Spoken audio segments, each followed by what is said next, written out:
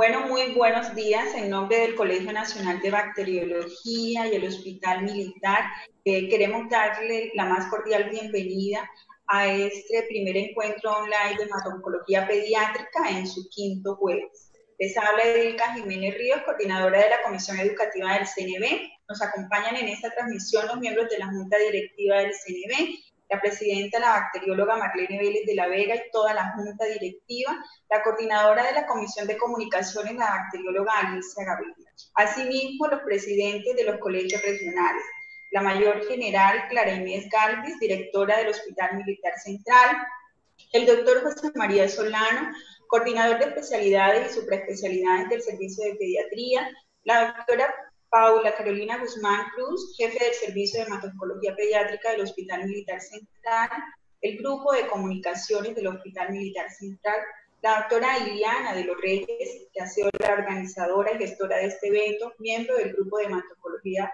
del Hospital Militar. Y nuestro invitado especial del día de hoy, el doctor Nicolás Enrique Forero Castro.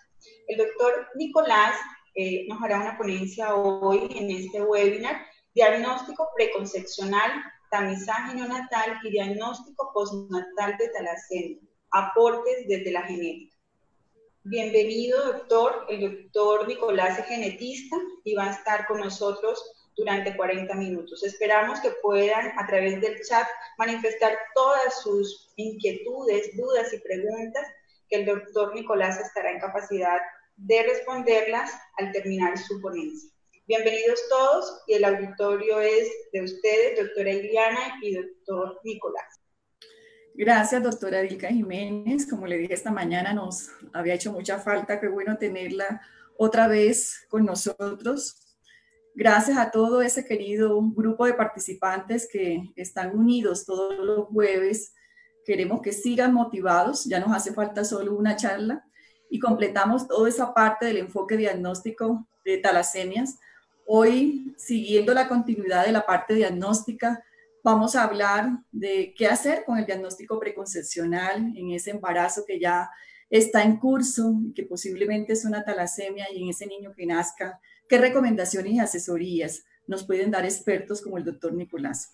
Agradecemos a todo ese equipo maravilloso que siempre nos acompaña todos los jueves, desde el Hospital Militar Central, la parte administrativa, el grupo de pediatría, el grupo de comunicaciones, de educación continuada, todo este apoyo logístico para poder llegar en una forma clara y precisa a todos ustedes, llevando este conocimiento que indudablemente es de beneficio para toda una comunidad. Agradecemos que no se desconecten, que sigan ahí conectaditos con nosotros en el curso de la charla. Anoten sus preguntas, nos las envían por el chat y nosotros estaremos pendientes al finalizar la charla, compartirla con el experto. No solamente tenemos hoy invitado al doctor Nicolás, sigue en nuestra mesa el doctor Baldo Castro, que pues ya ustedes conocieron hace unos días atrás, que nos apoyó en la parte transfusional, y estamos abiertos también a recibir preguntas al respecto para poder ayudarles sobre el tema. Entonces los dejamos con el doctor Nicolás Forero Castro, genetista, quien hace parte de ese equipo sólido del Servicio de Hematología Pediátrica del Hospital Militar Central, y hoy tenemos la oportunidad de disertar con él sobre este tema. Bienvenido, doctor Nicolás. Bueno, doctora Iliana, muchas gracias por la invitación. También agradecer al Colegio Nacional de Bacteriología por el espacio que nos está brindando el día de hoy.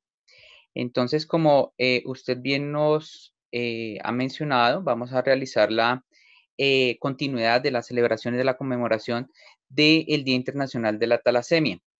En esta oportunidad, pues como se mencionó, vamos a hablar sobre el diagnóstico preconcepcional, prenatal, postnatal y el tamizaje neonatal de las talasemias, un aporte desde la genética.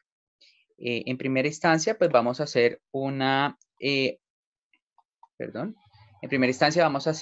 un recuento acerca de la información que podemos tener sobre la talasemia, información que se considera relevante en el momento del abordaje diagnóstico desde el punto de vista de genética. Como recordamos, la talasemia es una entidad que compromete las proteínas que forman la hemoglobina. La hemoglobina sabemos que es una proteína tetramérica conformada por 2 cadenas alfas y 2 cadenas beta. Cada una de estas cadenas es sintetizada a partir de genes localizados en dos clústeres distintos.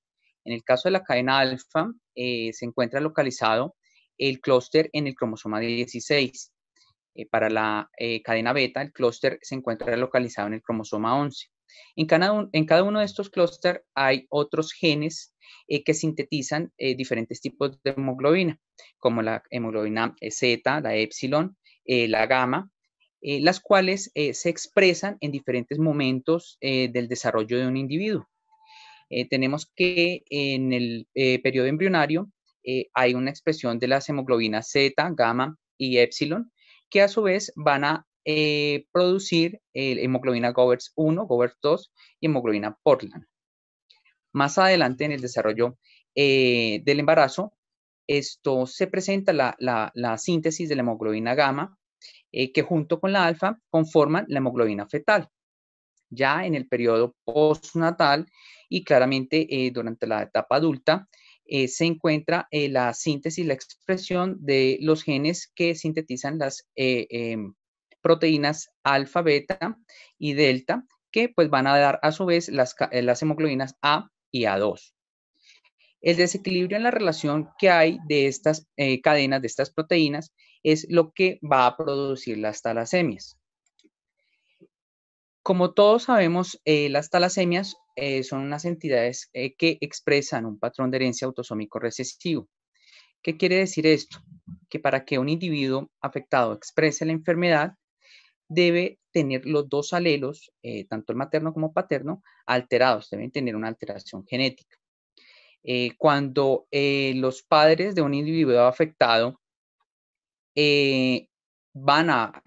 tienen proyectado tener un nuevo descendiente, cada uno de ellos va a aportarle la mitad de su material genético. En este caso, un alelo por cada padre. Teniendo en cuenta este aspecto, los descendientes o cada uno de los descendientes por cada embarazo que tenga esta pareja, se va a tener una posibilidad del 25% de volver a tener un hijo afectado. Se va a tener un 50% de tener hijos portadores de la enfermedad y se va a tener un 25% de posibilidad de que el descendiente de este nuevo hijo no esté afectado. Es importante de pronto hacer énfasis en esta parte porque muchas personas creen que es el 25% del total de hijos. Entonces, si tomamos en cuenta este ejemplo, tenemos una pareja con 4 descendientes y un descendiente aparece afectado. Esto no quiere decir que de los 4 solo uno va a estar afectado y que los otros 3 van a salir bien. Podemos tener casos en los cuales familias con enfermedades portadoras de enfermedades autosómicas recesivas tienen todos los miembros de su descendencia afectados por la patología. Entonces, esto es muy importante que se tenga claro que el riesgo es por cada embarazo, 25% por cada embarazo. Como se había mencionado previamente, los locus de la alfa-globina tiene 2 alelos por cada progenitor. Tenemos 4 alelos en total, 2 vienen de padre, 2 vienen de madre. Las alteraciones genéticas que se pueden presentar pueden presentarse en un solo alelo o en varios de estos alelos, lo cual pues se manifiesta con la diferente presentación de la entidad en cada uno de los afectados. Estas alteraciones genéticas, estas alteraciones moleculares de forma puntual, pueden ser dadas a nivel cromosómico específicamente, con alteraciones en locus definidos y que pueden ser dadas por pérdidas de material genético que se denominan deleciones o adición de material genético que se denominan inserciones. Por otro lado, también podemos encontrar alteraciones más pequeñas. En este caso, cambios en nucleótidos, que pueden ser cambios o pérdidas de estos nucleótidos, que se pueden denominar mutaciones puntuales. Estas alteraciones moleculares pueden variar ostensiblemente y vemos cómo en diferentes regiones se puede tener una diferente proporción de alteraciones genéticas. Vemos como, por ejemplo, en el caso de Sardinia, Italia, en donde una alteración genética predomina sobre las otras. En otros casos, vemos cómo estas alteraciones genéticas se distribuyen de manera más heterogénea, lo que nuevamente resalta la importancia de poder identificar la procedencia de cada uno de los individuos o de sus ancestros, con el propósito de orientar más la posibilidad de un diagnóstico genético puntual enfocado en la identificación de una de estas alteraciones. Pero, ¿cómo vamos a hacer la identificación de estas alteraciones? Existen a nivel genético varias pruebas que nos van a permitir un abordaje diagnóstico. Una de estas pruebas es la reacción en cadena de la polimerasa o PCR, que es una técnica que se utiliza para amplificar el material genético disponible, es decir, tener muchas más copias del material genético de un individuo con el propósito de analizarlo. Vemos cómo a partir de una única copia de ADN podemos tener hasta 34 mil millones de copias. Esta técnica en talasemia se utiliza principalmente para la identificación de mutaciones puntuales. Esta técnica nos ofrece una sensibilidad y una especificidad de alrededor del 100%. Otra de las técnicas que podemos utilizar en el diagnóstico genético en las talasemias es el MLPA, el análisis por sondas de ligamento múltiple. Estas sondas utilizan el principio de la PCR y básicamente son fragmentos de ADN que se hibridan a lo largo de todo el gen o de una porción de material genético y a través de la PCR se amplifica este material genético. En el caso de las talasemias, vemos cómo a través de esta técnica es posible identificar deleciones o duplicaciones a lo largo del gen, estas alteraciones hasta de un tamaño de 34 kilobases. Este enfoque por MLPA se utiliza cuando no tenemos identificado claramente cuál es el locus o el sitio específico alterado dentro del gen. Finalmente, en el abordaje diagnóstico de genética, desde el punto de vista de las técnicas disponibles para el diagnóstico, tenemos la secuenciación. La secuenciación nos va a permitir identificar el cambio de un único nucleótido. En este caso, podemos tener un abordaje a través de secuenciación automatizada o eventualmente a través de secuenciación de siguiente generación, en la cual nos va a permitir el análisis simultáneo de varios genes. Las otras técnicas que mencionamos previamente permiten el análisis de un único gen por vez de análisis. En esta técnica, en la secuenciación de siguiente generación, es posible identificar varias alteraciones de forma simultánea.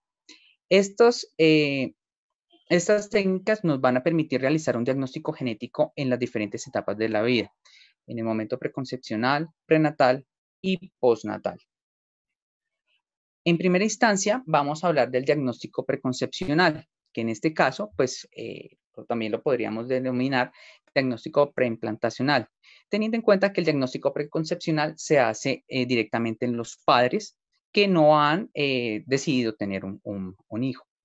El diagnóstico preimplantacional se hace pues partiendo de la identificación de variantes parentales, las cuales pues se van a buscar a través de las técnicas que antes se mencionaron, y esto se realiza en el contexto de una fertilización asistida, generalmente a través de fecundación in vitro.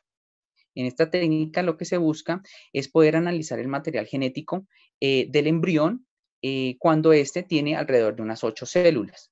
En este caso se realiza el aislamiento de una célula y posteriormente se realiza el análisis genético de acuerdo a las variantes que se identificaron en los padres, si fue una mutación puntual o si no, o si es una deleción, etc. Ya posteriormente, cuando se identifica el embrión que no porta la variante o que está sano, por llamarlo de alguna manera, se realiza la implantación a nivel uterino y de ahí en adelante se continúa el desarrollo del embarazo. Esta técnica nos va a servir para cortar el patrón de segregación que pueda tener la enfermedad.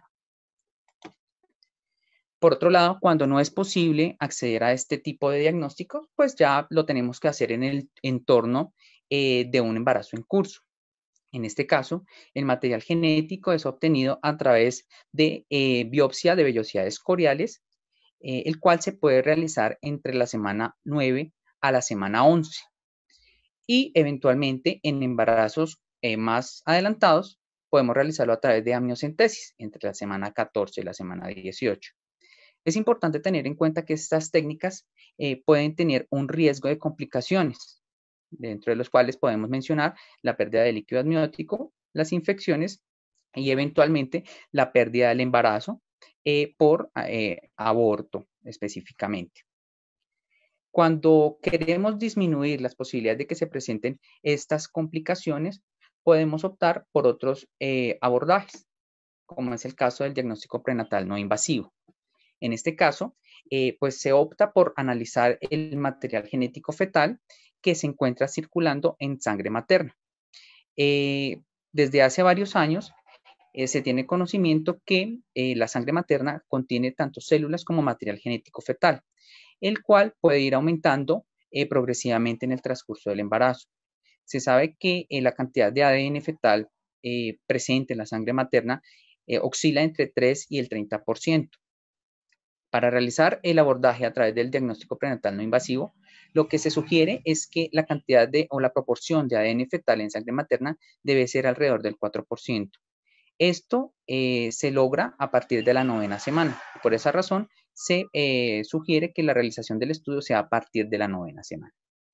Este estudio, como ya acabo de mencionar, se realiza con la extracción de sangre materna, de la cual se aísla el ADN fetal a través de diferentes sondas que van a enriquecer este material genético fetal.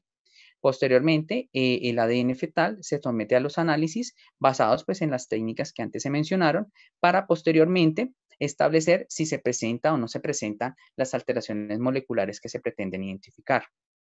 Este abordaje ha tenido una gran aplicación para la identificación de aneuploidías y identificación del sexo, con una sensibilidad y una especificidad cercana al 100%. Sin embargo, en el contexto de la identificación de enfermedades monogénicas, la aplicación ha sido reducida, ha sido limitada. Esto se debe a que la reproducibilidad de estos estudios no ha podido ser amplificada. Por otro lado, la necesidad de utilizar métodos adicionales en el momento del análisis aumenta el tiempo de realización del estudio y por consiguiente también aumenta el costo de los mismos. Además de esto, pues no se ha logrado una buena sensibilidad para la identificación de alteraciones monogénicas. En estos momentos se habla en promedio de una sensibilidad del 50%.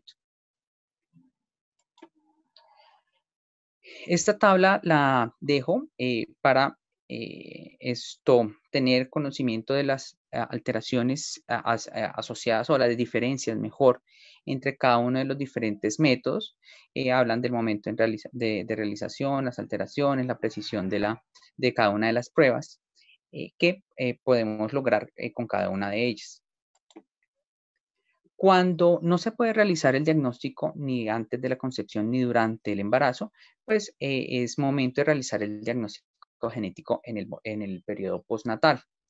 Este es el momento en donde la gran mayoría de nuestros pacientes nos llega a la consulta y pues en este caso el diagnóstico genético postnatal se puede realizar pues ya en el contexto de las variantes identificadas en los padres o eventualmente, como ocurre pues en nuestro país, que no todos los pacientes están genotipificados, pues nos toca que recurrir a las características clínicas que presenta cada uno de nuestros pacientes.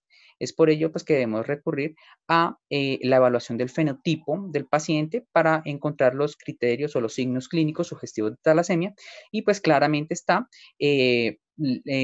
recurrir a las pruebas diagnósticas de laboratorio o de tamizado de laboratorio que se realiza. En el caso de la alfa-talasemia, pues tenemos fenotipos específicos ya previamente descritos, como son la hemoglobina de Barr, la hemoglobina H y el rasgo talasémico. Cada uno de ellos pues, tiene unas características físicas o fenotípicas puntuales. En este caso, en la hemoglobina de Barr, hablamos de alteraciones ecográficas que se pueden ver desde la semana 22 hasta la 28 y que se caracteriza por presencia de edema. Además de esto, pues podemos encontrar en nuestro paciente anemia macrocítica hipocrómica, reticulocitosis mayor del 60% y anisopoiquilosis severa. Además de esto, nosotros pues recurrimos a la caracterización de las hemoglobinas a través de la electroforesis. Y en el caso de la hemoglobina de Barr, vemos que hay una predilección por la hemoglobina de Barr entre el 85 y el 90% y también la hemoglobina de Portland. Por otro lado, en el fenotipo de hemoglobina H vemos principalmente visceromegalia, algunos cambios óseos como prominencias maxilares y engrosamientos corticales a nivel de los huesos malares y eventualmente en el cráneo. Por otro lado, también es posible a través de los paraclínicos identificar microcitosis e hipocromía y reticulocitosis. Y en el caso de la electroforesis de hemoglobina, vamos a ver también predilección por la hemoglobina A, sin abandonar la expresión de la hemoglobina H y la hemoglobina Barr. Finalmente, en el caso de las alfa-talasemias, encontramos el rasgo talasémico, en el cual pues, se ve en los pacientes un conteo celular bajo con niveles de hemoglobina corpuscular media en bajos y la presencia de hemoglobina A y hemoglobina F normales. En el caso del fenotipo de la beta-talasemia, podemos encontrar talasemia mayor, talasemia intermedia y talasemia menor. Como mencionamos en el caso anterior, cada uno de ellos tiene unas características especiales. En el caso de la talasemia mayor, vemos que la anemia es microcítica severa, hay una presencia de una ictericia que puede ser de leve a moderada, y visceromegalia, en este caso podemos encontrar tanto hepato como esplenomegalia. Hay una predilección de la hemoglobina F y una expresión pequeña de la hemoglobina A2. Por otro lado, en la talasemia intermedia encontramos anemia microcítica. Encontramos una ictericia, que esta es una ictericia más bien leve, y la visceromegalia puede ser espleno o hepatomegalia. En este caso, la proporción de hemoglobina F va a disminuir y va a aumentar un poco la proporción de hemoglobina A. Y finalmente la talasemia menor, que se caracteriza básicamente por anemia asociada a alteraciones a nivel de la expresión de las hemoglobinas A, F y A2. Teniendo en cuenta pues ya las características fenotípicas antes descritas, entonces pasamos a la selección de la prueba genética. En este caso, pues vamos a encontrar que de acuerdo a hacia cuál de los dos tipos de talasemia nos indique las características clínicas de nuestro paciente, pues vamos a seleccionar esta prueba genética. Como vemos, hay diferentes pruebas, como vimos anteriormente, hay diferentes pruebas genéticas. En el caso de la beta-talasemia, podemos encontrar que más o menos el 100% de los casos se pueden deber a alteraciones en la secuencia, por lo cual una prueba de secuenciación nos va a ser más útil para la identificación de estos casos.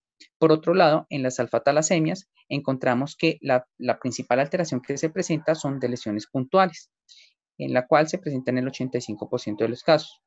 En el caso de que un estudio nos llegue a dar negativo para este caso, tendríamos que optar por las otras pruebas con el fin de descartar la mayor proporción de alteraciones. Continuando con el tamizado, entonces el tamizado va a ser ofrecido básicamente a aquellas parejas con historia familiar de trastornos hematológicos, específicamente hemoglobinopatías. Y también debe ser ofrecido en aquellos grupos poblacionales en los cuales la prevalencia sea mayor. Ya se han identificado varios grupos, principalmente a nivel de Europa, Asia, África, en donde su proporción es mucho mayor a la del resto del mundo. Dentro de los métodos de tamizado que podemos encontrar, pues tenemos el conteo de células sanguíneas completo. Es uno de los métodos de tamizado que utilizamos de rutina en la clínica y pues en ellos vemos lo que vamos a buscar es identificar las características de las células sanguíneas específicamente que nos ayuden a identificar cuál de los dos posibles tipos de talasemia se puedan estar presentando. Adicionalmente a este método, contamos con otro que nos sirve también de complemento al anterior y es la electroforesis de hemoglobina. En esta electroforesis, pues, evaluamos la proporción que hay de cada una de las diferentes tipos de hemoglobina y nos va a ayudar a permitir identificar cuál de ellas es la que prima sobre las otras, orientando a sospechar cuál de las posibles hemoglobinopatías o talasemias se están presentando. En este caso, pues vamos a hablar, hacer un recuento pequeño de las experiencias que se han tenido en diferentes lugares del mundo con respecto a la prevención de la talasemia. Este es un reporte un poco antiguo de 1981, en donde se hace un análisis de la experiencia que se tuvo en los centros de tamizado para hemoglobinopatías en Chipre. En este caso, pues se tuvo una proporción, una cantidad de muestras de 18.344, de las cuales 19.4% correspondían a beta-talasemia y 12.4% correspondían a alfa-talasemia. Los métodos de tamizado que ellos utilizaron en ese momento fue el conteo de células sanguíneas completo y la electroforesis de hemoglobina. Como vemos en los dos cuadros, a medida que fue implantando en los métodos de tamizado, se fue viendo una mejoría en la identificación tanto de portadores como de afectados, y esto permitió, pues, la identificación de estos portadores y de estos afectados permitió realizar una serie de intervenciones con el propósito de disminuir la cantidad de recién nacidos afectados por la hemoglobinopatía, específicamente por las talasemias.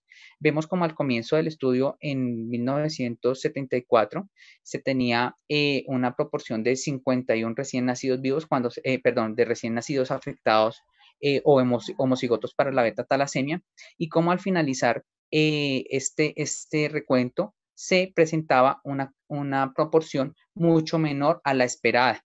Se esperaban 77 recién nacidos vivos afectados por beta-talasemia, y en esta oportunidad se identificaron únicamente 18. Otro reporte más reciente es el realizado por Kanatan. En este caso fue realizado en el sur de Turquía, y se buscó identificar las hemoglobinopatías presentes en las personas que se realizaron el tamizado y que tenían intenciones de matrimonio. En este caso, pues del total de 118.000 pruebas recogidas, 89.000, algo más de 89.000, correspondían a este grupo poblacional, tamizado prematrimonial. Las técnicas que utilizaron para este propósito fue conteo sanguíneo completo, HPLC y PCR. En este caso, pues se encontró que del total de muestras, un 6.5% correspondían a rasgos de beta-talasemia y un 3.5% correspondían a alfa-talasemia. Y teniendo en cuenta, pues, que se realizó un estudio molecular, que fue la PCR, se pudo identificar que más del 70% de los casos se debían a mutaciones puntuales y en menor proporción a otras alteraciones como de lesiones o inserciones. Este estudio también reportó una disminución considerable de los recién nacidos afectados. La reducción estuvo en el orden del 90%. Y también se vio un aumento en la cantidad de parejas tamizadas, que pasó del 30% al 86%. Finalmente, Antonio Cao nos hace una propuesta acerca de la implementación y nos cuenta, pues, el proceso que se realizó o que se tuvo en el momento de instaurar un plan de prevención o de identificación de talasemia. En este artículo, pues él nos cuenta cuáles fueron las pautas que tuvieron ellos en cuenta para estructurar este plan de prevención de talasemias. En este plan, pues se tuvo en cuenta la identificación y estructuración de centros de referencia, la educación tanto para los médicos como para los pacientes, no solo para la identificación de los signos clínicos, sino también para la forma de cómo acudir a los diferentes centros de referencia. Y obviamente se hizo una educación masiva. En esta oportunidad nos propone un algoritmo diagnóstico que parte, pues, de pruebas de tamizado a partir del conteo celular sanguíneo, pasando por las pruebas moleculares que ya previamente habíamos mencionado.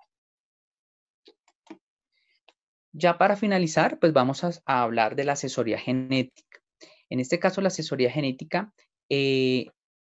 va enfocada en orientar a las personas. Es importante mencionar que el proceso de la asesoría genética es un proceso de orientación, no es un proceso directivo. Es decir, no se aconseja qué hacer a las personas, sino se le brinda la información necesaria para que las personas puedan tomar decisiones basadas en esa información. El proceso de asesoría genética pues es un proceso cíclico que inicia con la recabación de la información sobre la patología. Es decir, si la persona presenta o no presenta síntomas o signos sugestivos de la patología, qué estudios clínicos tiene, qué descendencia tiene, qué origen geográfico y etnográfico tiene. Además de esto, pues se hace un recuento también de la historia familiar. Es por esto que en la asesoría genética tiene una importante participación la realización de la genealogía. En este árbol genealógico lo que se busca es incluir al menos 3 generaciones de familiares con el propósito de identificar un patrón de segregación y, si es posible, identificar otras características que puedan sugerir la presencia de una entidad autosómica recesiva, como es el caso de las uniones consanguíneas. Ya con esta información, lo que se procede es a la selección de la prueba genética. Como mencionábamos previamente, determinados sitios geográficos pues tienen una mayor incidencia de unas alteraciones genéticas específicas o de acuerdo a las características fenotípicas que nosotros podamos identificar, entonces podemos optar por una u otra prueba genética.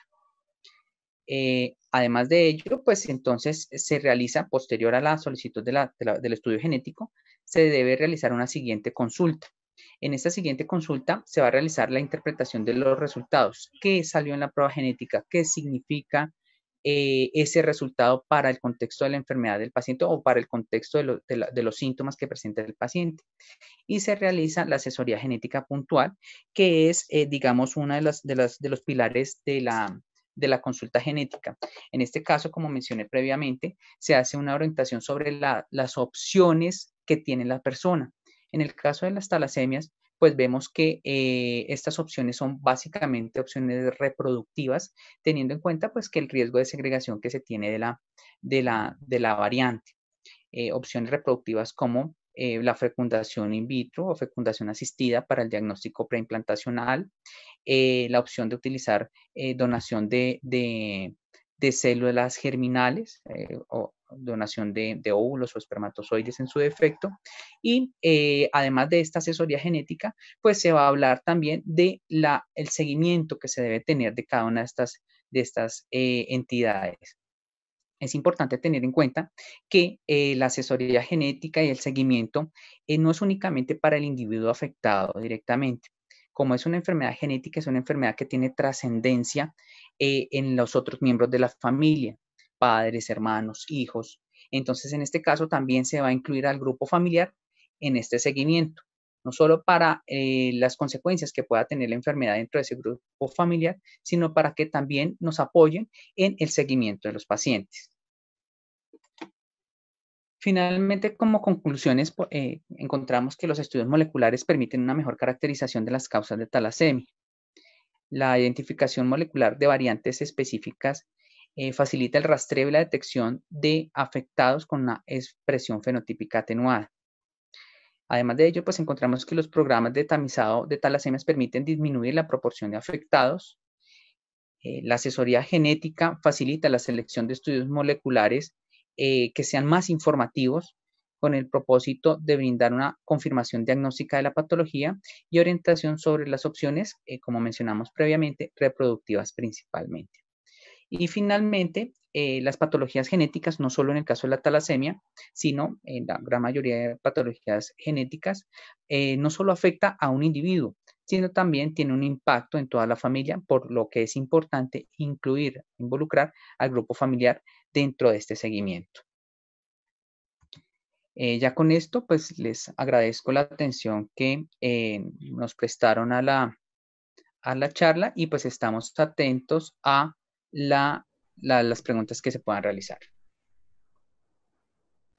Gracias, doctor Nicolás. Le agradezco dejar las conclusiones porque son muy valiosas para todo el equipo y para todas las personas que en este momento siguen conectadas con nosotros.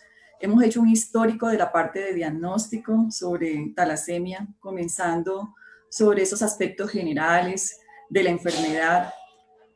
Revisamos también las manifestaciones clínicas, luego fuimos al hemograma, al extendido de sangre periférica, recibimos asesoría de 2 genetistas y hoy tenemos a este tercer genetista, el doctor Nicolás Forero Castro, que nos está ayudando en todo lo que corresponde a la asesoría en el paciente con talasemia. Hay preguntas, los informes que nos da el chat es que ha estado muy buena la conferencia, excelentes anotaciones, entonces felicitaciones también, doctor Nicolás, por ese conceptos que nos ha dado de una forma muy clara. Y la doctora Carolina Rivera Ramírez pregunta qué tan común es ver talasemia en la población colombiana. En la charla anterior, pues, el doctor Jorge Rojas nos había dado un panorama muy descriptivo sobre muchos estudios que se han hecho en Colombia sobre hemoglobinopatías, tanto de los problemas cualitativos como los problemas cuantitativos. ¿Quiere usted de pronto ampliar un poquito más, doctor Nicolás, sobre qué estudios se han hecho en Colombia de talasemia que de pronto usted recientemente conozca? Esto lo pregunta la doctora Carolina Rivera. Sí, efectivamente, pues...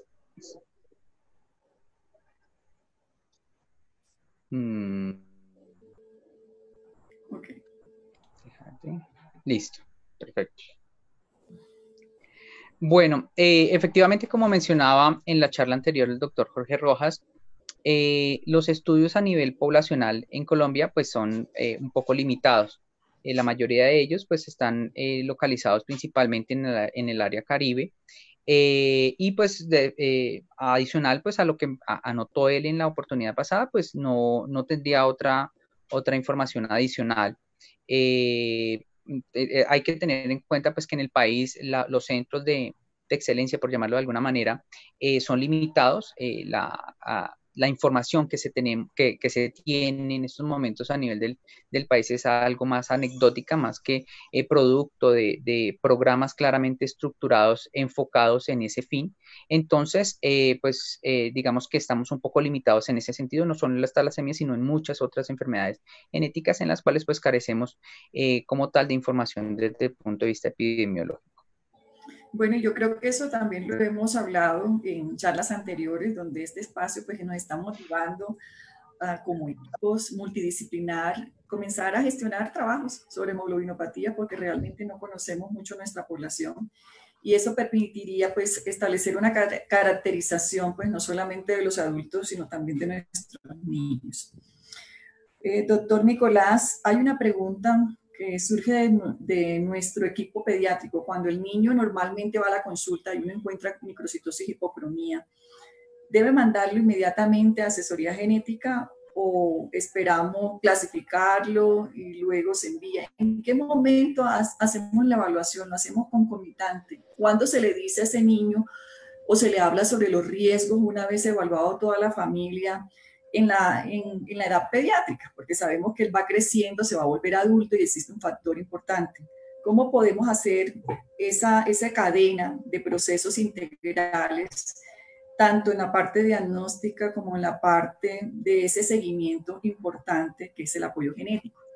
Listo. Teniendo en cuenta pues que el principal impacto que se tiene a nivel de la asesoría genética en el caso de las talasemias es de índole reproductivo, entonces donde se va a ejercer una mayor influencia es en el momento de la reproducción.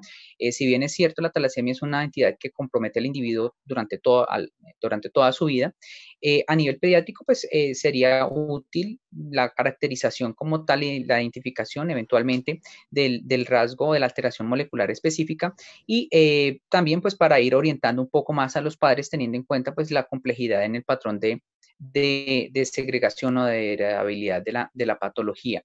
Entonces, en el contexto, digamos, infantil, lo que más conviene, por llamarlo de alguna manera, es la orientación que se le debe brindar a los padres. muchos de estos padres, digamos, tienen su primer hijo y tienen ese primer hijo con esta condición. Entonces, se debe orientar a los padres principalmente de este hijo para establecer cuál va a ser el riesgo de recurrencia y eso. Ya, pues, desde el punto de vista de seguimiento del chiquitín, pues, lo que primero se debe hacer cuando no se tiene caracterizado puntualmente la alteración molecular, se debe caracterizar desde el punto de vista fenotípico, como se mencionó previamente. Entonces, las características físicas o eventualmente los hallazgos a nivel de los estudios de tamizado nos pueden orientar un poco hacia la identificación del tipo de talasemia. De esta forma, pues entonces se puede llegar a una abordaje sobre los métodos de prevención de complicaciones, teniendo en cuenta pues que esta patología puede ocasionar complicaciones asociadas que también deben ser seguidas en el tiempo y que pues el abordaje debe ser multidisciplinario. Así es, el abordaje tiene que ser multidisciplinario y no nos podemos perder de la próxima charla de la doctora Natalia González Suárez, donde nos va a hablar de ese abordaje multidisciplinario. Necesitamos que sigan conectados con nosotros. Ya este es el último espacio educativo que tendríamos y estaríamos dando por cerrado este evento donde hemos hecho, como les dije desde el principio, un recorrido importante de la parte diagnóstica. Le damos la bienvenida a la doctora Alicia Gaviria. Esta mañana está ahí tempranito. Bienvenida, doctora. Nos acompaña desde Cartagena. La doctora también es representante importante de la parte administrativa del Colegio Nacional de Bacteriología y también nos acompaña hoy como parte de esta moderación de este espacio educativo. Bienvenida, doctora Alicia.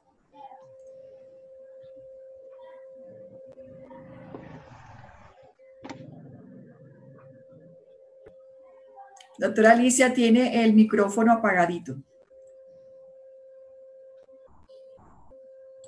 Listo.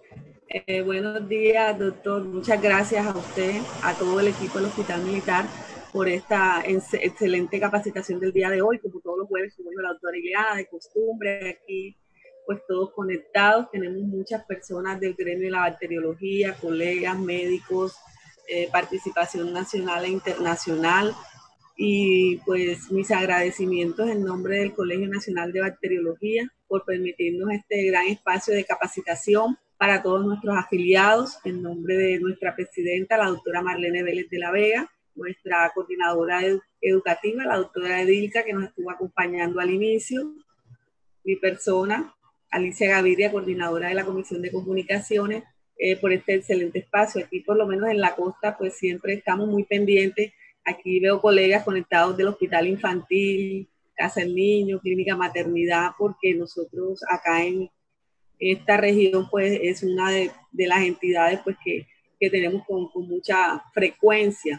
Pues tenemos acá mucha población pues de raza negra y pues tiene una cierta incidencia también en ello.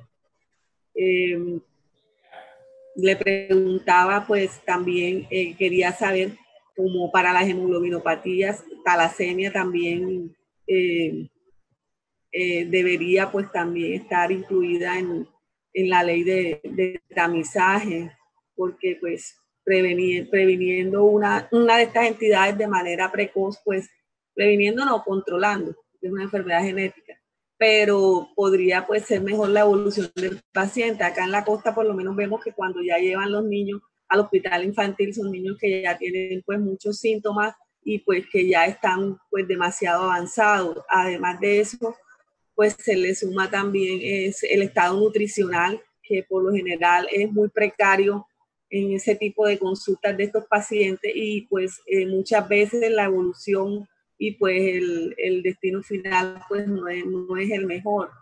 Entonces, pues nos gustaría también aquí, como también viene el chat, como las personas no tienen claro, por lo menos de pronto un paciente que pueda presentar esto, qué alarma o qué signo para que sus padres lo puedan llevar a una consulta de pronto muy tempranamente y no cuando esté demasiado en fase final, pues ya los efectos colaterales a los órganos y a todo que tiene pues esta enfermedad. Bueno, gracias por seguir conectados con nosotros. De verdad que hemos tenido un grupo muy nutrido hoy en la mañana. Siguen felicitando al doctor Nicolás, charla muy precisa, concisa, muy práctica. Muchas gracias, la doctora Angélica Natalia Álvarez, que se conecta con nosotros desde Estados Unidos. Felicitaciones, doctor Nicolás, de verdad que hemos aprendido mucho, porque esa practicidad es lo que necesitamos en el día a día. No embolatarnos, como dice la doctora, ¿cómo hago para reconocer un paciente en el que yo me enfrento todos los días y que puedo identificarlo rápidamente?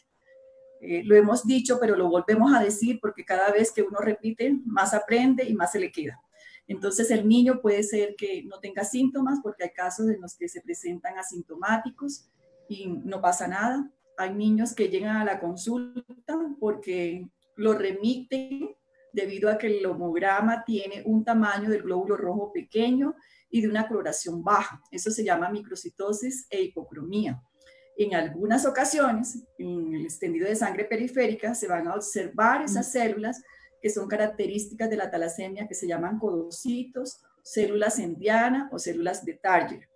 En la medida en que el paciente va presentando una enfermedad mucho más severa, entonces puede presentar ya la triada, donde la hemoglobina se baja.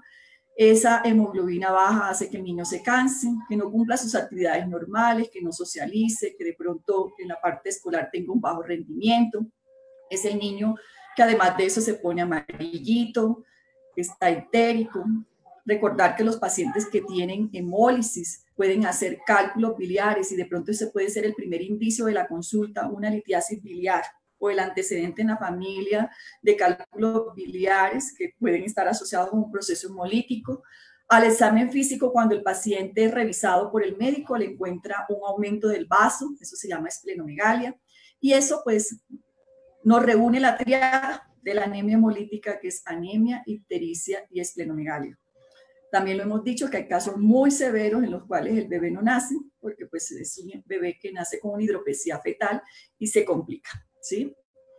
Es importante tener en cuenta todas estas consideraciones, porque de esa manera nosotros podemos direccionar el diagnóstico y poder entender de que el paciente puede estar frente a una condición talasémica. El doctor Nicolás quiere adicionar algo más desde el punto de vista genético, alguna orientación que nos quiera ampliar. Pues sí, de pronto algo adicional con respecto a lo que estaba mencionando la doctora Alicia en la región Caribe de nuestro país. No solo las personas de raza negra pueden verse más abocadas a alteraciones como las hemoglobinopatías, en este caso la talasemia. Como lo mencionó el doctor Jorge previamente, y pues nosotros hicimos un brochazo pequeño, hay otros grupos étnicos que también se pueden ver que pueden verse afectados.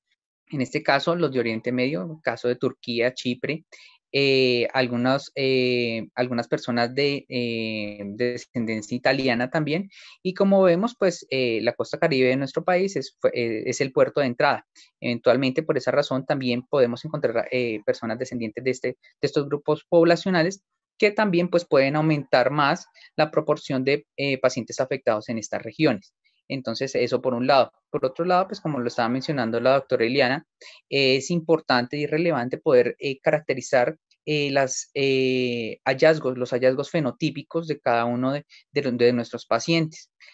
Por eso, al momento del abordaje diagnóstico postnatal, se hizo énfasis en las características clínicas que pueden encontrar en los pacientes y que pues que claramente se van a acompañar de las alteraciones hematológicas desde el punto de vista del conteo sanguíneo. Entonces, estas dos son características puntuales que se van a tomar o se van a tener en cuenta previo a el análisis genético molecular para la confirmación de la patología. Doctor, una apreciación, por lo menos acá, cuando el paciente presenta esos síntomas que va a la consulta, lo primero que le mandan, pues si no tiene, pues hemograma previo, como usted ya lo indicó, pero la mayoría de las veces se enfocan con anemia de células falciformes. Son pacientes, por lo general, de ARL subsidiado, entonces lo que le mandan es una ciclemia, ni siquiera la electroforesis. Entonces la ciclemia le sale negativa Entonces ya le descartan, no le mandan electroforesis, ni le mandan nada, y entonces el paciente ese es el que vuelve y recae, y vuelve y llega a la consulta. Entonces ahí es donde empiezan a hacerle, mientras le autorizan la electroforesis de hemoglobina, mientras le autorizan los exámenes especializados, y en eso se va, mejor dicho, todo el año.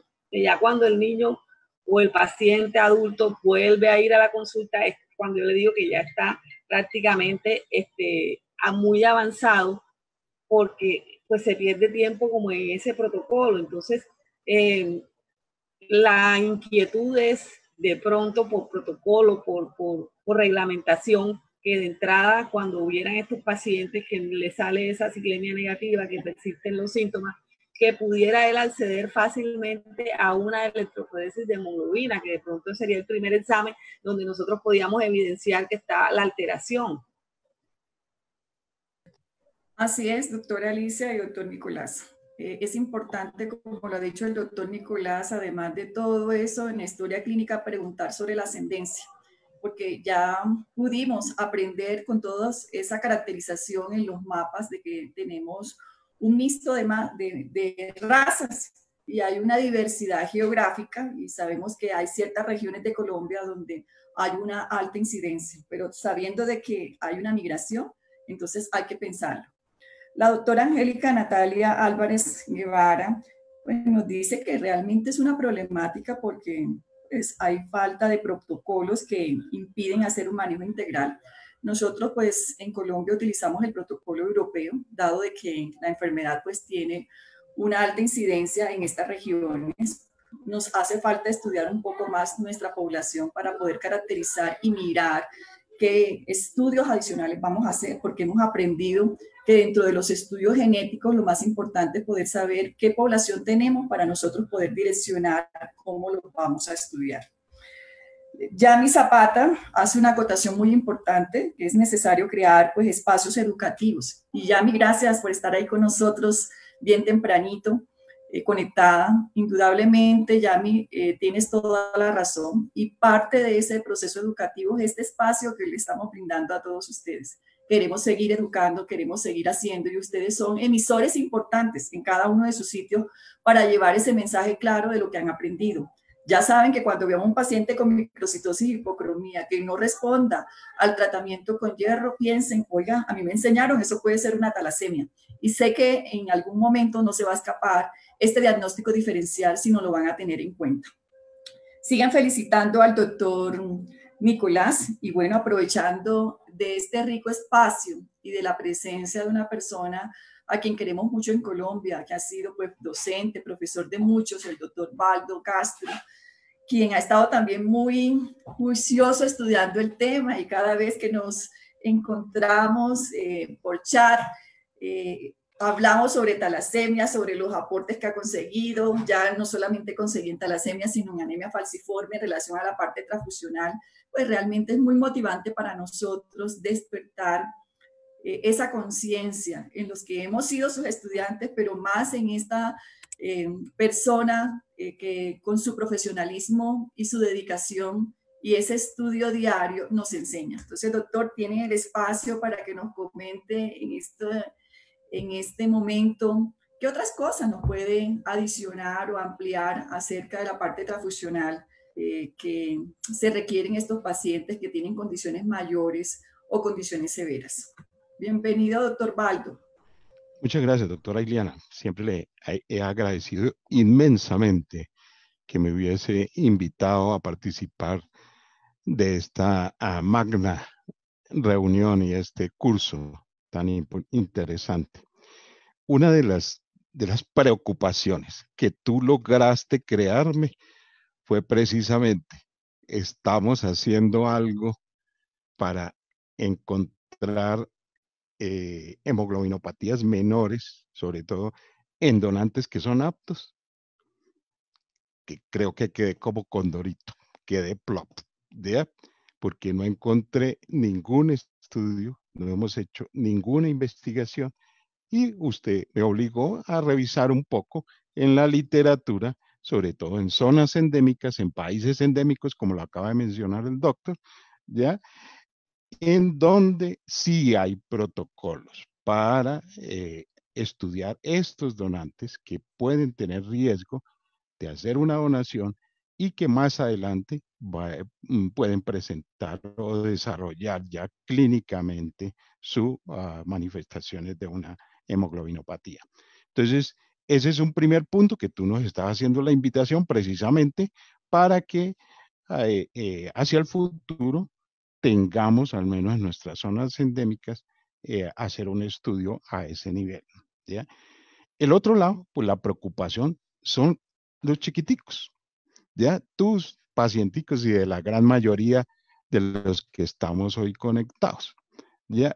¿Y cuál es? La preocupación es sencillamente la alosensibilización, porque muchos de ellos pues van a necesitar transfusiones frecuentes y por lo tanto se requiere de que desde un primer momento la sangre que utilicen para estos chiquitos sea lo más parecida a la de ellos.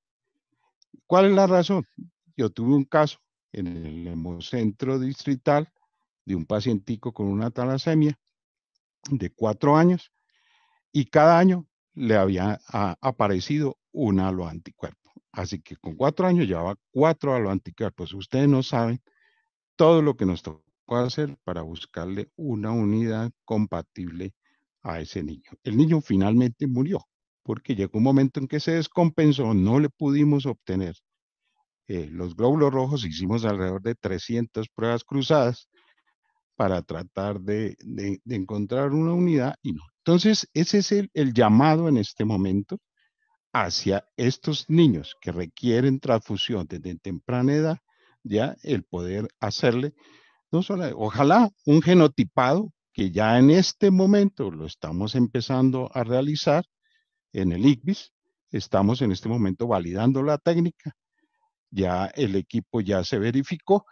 y vamos a empezar a hacer. Y pienso que ese es el enfoque inicial de una de las investigaciones a nivel de estos pacienticos, de poder hacer genotipado, no solamente en estos pacienticos, sino obviamente en los donantes, para buscar la sangre más compatible.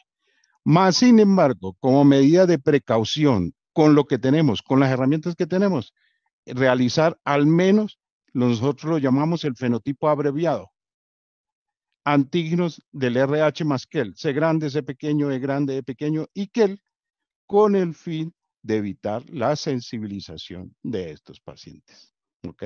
Eso era lo que quería comentar, doctora. Muchas gracias. Doctor Baldo, muchas gracias por sus aportes, muchas gracias nuevamente por acompañarnos y por su presencia. Las recomendaciones son necesarias y son relevantes porque los niños que tienen condiciones severas van a requerir hemocomponentes con mucha frecuencia. Y ese haloanticuerpo que habla el doctor es parte de esa transfusión, lo externo que él recibe. Entonces son niños que van a ser sensibilizados con la misma terapia. Muchas gracias por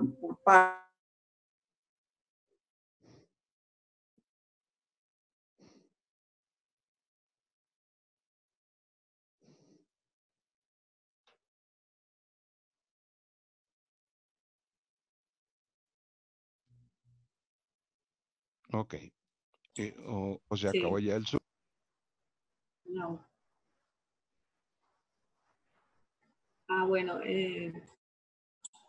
Bueno, queridos participantes, parece que la doctora tiene problemas con el internet.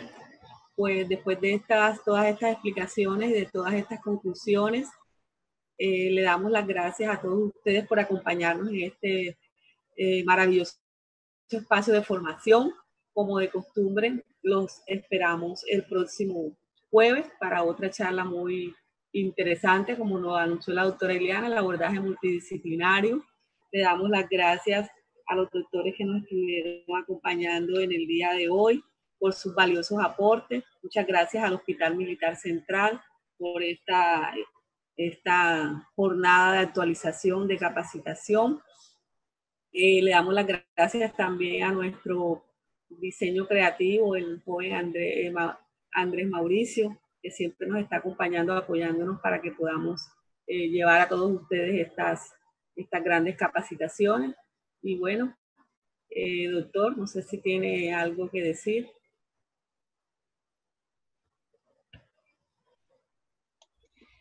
Bueno, sí, yo quiero nuevamente expresar mis agradecimientos por la invitación. Espero que la información que brindamos el día de hoy pues haya servido de sustento para de pronto decisiones que posteriormente se puedan tomar no solo desde el punto de vista clínico, sino eventualmente desde el punto de vista administrativo, teniendo en cuenta pues que, como mencionamos, aún nos falta mucho para poder estructurar un adecuado programa de tamizado. Entonces, espero pues que la información haya sido clara y haya sido enriquecedora. Les agradezco nuevamente, muchas gracias por la invitación y pues estaremos atentos a la colaboración que ustedes puedan requerir. Muchísimas gracias. Bueno, muchas gracias a todos y pues los esperamos. Muchas gracias, doctor Baldomero, también por acompañarnos, por su excelente Con mucho intervención. gusto. Muchas pues, gracias. Los esperamos. ¿Usted va a decir algo, doctor Baldomero? No, que muchas gracias por la invitación, doctora, con el mayor gusto. Y estaremos en la próxima y última capacitación, con todo gusto. Bueno, doctor, muchas gracias a usted por sus aportes y pues nuevamente los esperamos, les recordamos el próximo jueves, 9 de la mañana, para el abordaje multidisciplinario. Y pues cualquier pregunta, como dijo la doctora Ileana también la semana pasada, también la pueden escribir en el chat si tienen alguna duda y pues posteriormente les será respondida sus inquietudes. Muchas gracias a todos, feliz resto de día, Dios me los bendiga a todos y pues estaremos en contacto el próximo jueves.